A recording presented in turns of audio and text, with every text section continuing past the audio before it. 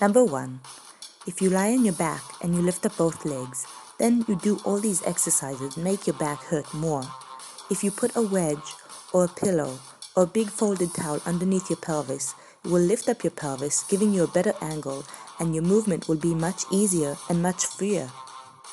Lifting the pelvis this way makes it easier to straighten both legs and easier to do the movements as scissors and bicycles. Number 2.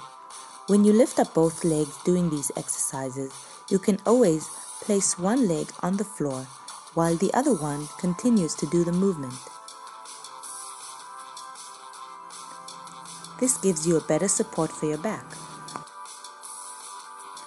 Number 3. The bridging. When you lift up your pelvis, sometimes if you lift it up too high, your back arches up there. If you lift it up just halfway, or even just do a pelvic tilt, it's much easier to do this bridging exercise. Number 4. Sitting down exercises. When you sit down, especially with straight legs, and stretch forward, your back can hurt. If you put a wedge or a pillow underneath your pelvis, this makes your pelvis higher and easier to stretch forward. Number 5. Another option for sitting down exercises. Bend just a little bit forward. Don't go too far. Another option for bending forward when you're sitting down is bending your knees. You can bend a lot or bend a little. Makes it easier to bend forward, especially if your legs are tight. Number 7. Side lying. When you lie on your side and you lift up your leg, if your lower back hurts you, you can do this way. Bend both knees. Lift up your knee with the bent knee. Another option is to keep your heels together and just lift up your knee so you're not really lifting your whole leg up. Make sure your pelvis is stable so you're just rotating your hip joint and not moving your whole pelvis. Number 8. Lifting up both legs. When you lie on your side and you lift up both legs, sometimes it can come from your lower back. You feel pain there. Just lift up one leg, just the top leg. That makes it easier. Just strengthen yourself gradually. Number 9. On all fours. Lifting the leg up on all fours can cause an arch in your lower back, putting pressure on your lower back.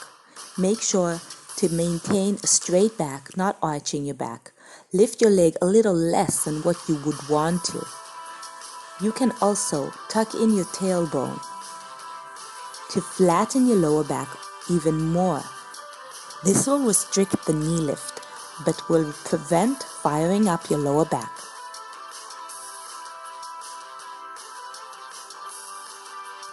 Number 10. On your stomach. When pushing up your swan exercise, pushing from your stomach, this can also put pressure on your lower back. A modification would be to tuck in your tailbone, dig your tailbone into the floor, and push just a little bit. Don't lift up high. Don't feel that pain in your lower back. Don't worry, you'll get better at this and you'll be able to go higher.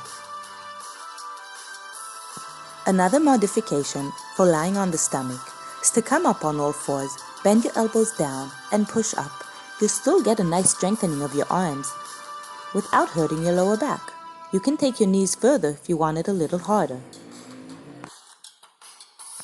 My last tip for you, and the most important one, is to keep stretching your lower back.